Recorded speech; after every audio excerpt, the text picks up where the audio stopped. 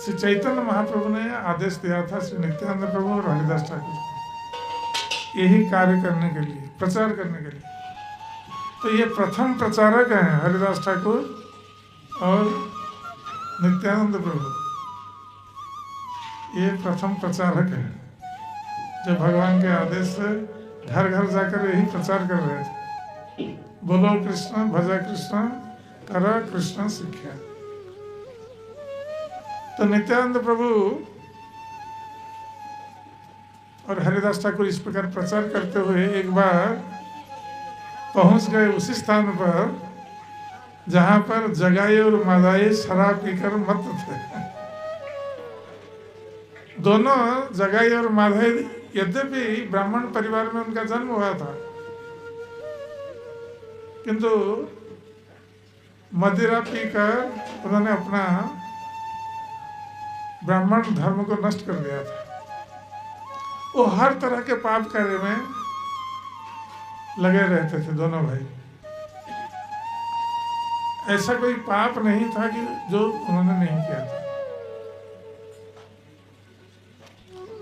तो नित्यानंद प्रभु और हरिदास ठाकुर जाते जाते ये गंगा के तट पर देखा, ये दोनों भाई मदिरा पीकर पड़े हुए हैं और इधर उधर की बात करते रहते हैं। तो नित्यानंद प्रभु की कृपा हुई इनका उद्धार करने के लिए, जगाई और मादाई। नित्यानंद प्रभु ने सोचा कि यदि ये बहुत बड़े पापी हैं दोनों भाई जगाई और मादाई, यदि आज हम इनका उद्धार कर सकेंगे, इनसे हरे कृष्ण कहलाएंगे और इनका उद्धार हो जाएगा, तो चैतन्य महाप्रभु का पतितपावन उद्धार नाम सार्थक हो जाएगा। ये सोचते हुए ये नित्यानंद प्रभु की कृपा है, क्योंकि नित्यानंद प्रभु चैतन्य महाप्रभु से भी अधिक कृपामय है, क्योंकि गुरु का कार्य कर रहे हैं और गुरु को कृपाशील होना आवश्यक है। तो जब उन्होंने जाकर मादाई से कहा कि जगाई मादाई दोनों से कहा कि आप लोग थोड़ा हरे कृष्ण बोलो, हरे कृष्ण मंत्र उच्चारण करो। तो जब मादाई ने सुना कि ये बोलता है उनको हरे कृष्ण बोलने के लिए, भगवान का नाम लेने के लिए, तो उसने पूछा कि तुम कहाँ से आए? शराब पिए हुए थे, मदिरा पिए हुए थे, तुम्हारा नाम क्या है? तो नित्यानंद प्रभु ने कहा कि मेरा नाम अवधूत है। और जैसे ही मादाई ने अवधूत का नाम सुना, वो समझ गया कि ये कोई साधु अवधूत है। तो वो जिस मटके से मदिरा पी रहे थे, उस मटके को तोड़ा और उसी को मारा नित्यानंद प्रभु के ऊपर। तो नित्यानंद प्रभु के मस्तक से रक्त बहने लगा।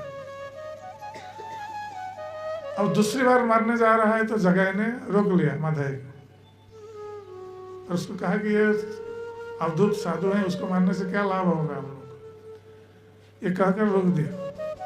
और ये समाचार चैतन्य महाप्रभु के पास पहुंच गया। तो चैतन्य महाप्रभु ने जब सुना कि ऐसे इन दोनों ने मारा है नित्यानंद प्रभु को, नित्यानंद प्रभु के मस्तक से रक्त बहने लगा है, तो चैतन्य महाप्रभु तुरंत क्रोधित हो गए और क्रोधित होकर भक्तों के साथ उस स्थान पर पहुंच गए। और पहुंच करके तुरंत उन्होंने अपने सुदर्शन चक्र को बुलाया। क्रोधित होकर इन दोनों के ऊपर चैतन्य महाप्रभु ने सुदर्शन चक्र को बुलाया, स्मरण किया, सुदर्शन चक्र आ गया। और सुदर्शन चक्र ये बहुत तेजमय थे। सुदर्शन महाज्वाल कोटि सूर्य समप्रभ। सुदर्शन चक्र से इतना तेज निकल रहा था जैसे कोटि सूर्य एक साथ उदय हुए, और सभी लोग देख रहे हैं सुदर्शन चक्र। तो जगाई मादाई भी देख रहे हैं, वो भयभीत हो गए सुदर्शन चक्र को देखकर। और चैतन्य महाप्रभु भगवान है वो समझ गए। तो नित्यानंद प्रभु ने जब देखा इस चैतन्य महाप्रभु अब मारने के लिए जा रहे हैं इन दोनों को, सुदर्शन चक्र उठा लिया, तो नित्यानंद प्रभु ने चैतन्य महाप्रभु से अनुरोध किया कि प्रभु ये अवतार आपका अस्त्र धारण करने का नहीं है। यदि आप इस अवतार में कलयुग में अस्त्र धारण करने लगेंगे तो कोई नहीं बचेगा संसार में, सभी पापी है कलयुग में। आप कितने लोगों को मारेंगे सुदर्शन चक्र से? तो आप अपना हरिनाम संकीर्तन का प्रचार का क्या होगा? जब आप हरिनाम के माध्यम से कृष्ण प्रेम प्रदान करने आए हैं उसका क्या होगा? वो कैसे लोग कृष्ण प्रेम को प्राप्त होंगे? इसलिए आप संवरण कीजिए सुदर्शन चक्र, अपनी कृपा प्रदान कीजिए। तो नित्यानंद प्रभु का मस्तक से रक्त बह रहा है, फिर भी उन पर कृपा करने के लिए महाचैतन्य महाप्रभु से प्रार्थना कर रहे हैं। इतने उदार स्वभाव है नित्यानंद प्रभु। महाबदान्य अवतार चैतन्य महाप्रभु है, उनसे भी बदान्य है नित्यानंद प्रभु। तो जब नित्यानंद प्रभु ने अनुरोध किया, फिर चैतन्य महाप्रभु ने अस्त्र को, सुदर्शन चक्र को लौटा दिया।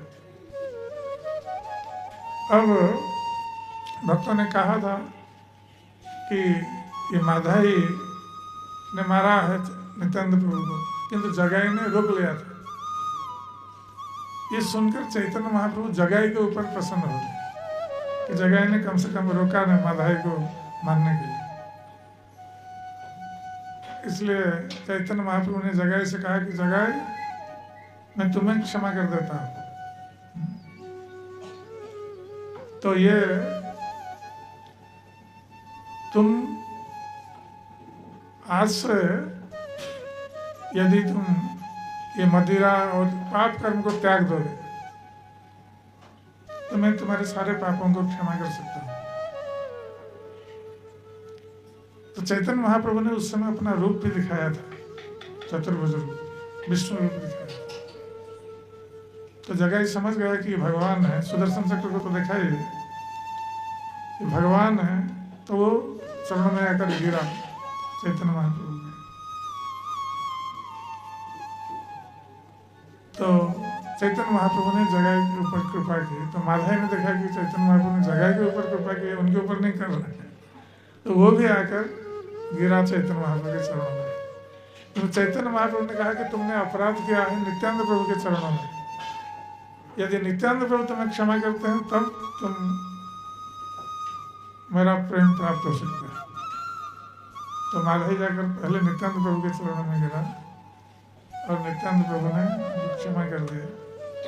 तब फिर चैतन्य महाप्रभु ने माधाई को क्षमा की। इस प्रकार श्री चैतन्य महाप्रभु ने दोनों के ऊपर जो महापापी थे, जगाई और माधाई, उनके ऊपर कृपा की, ये नित्यानंद प्रभु के कारण।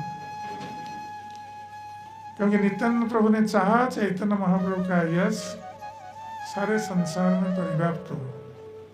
यदि कहीं कोई ये प्रश्न करे कि चैतन्य महाप्रभु पतितपावन कैसे है, कौन पतित का उद्धार किया है, तो जगाई माधाई उसका उदाहरण है। उनसे और अधिक पतित कोई नहीं हो सकता। और चैतन्य महाप्रभु ने उन पर कृपा की और उस कृपा का श्रेय नित्यानंद प्रभु को जाता है। नित्यानंद प्रभु के कारण ही उन दोनों ने ये कृपा प्राप्त की।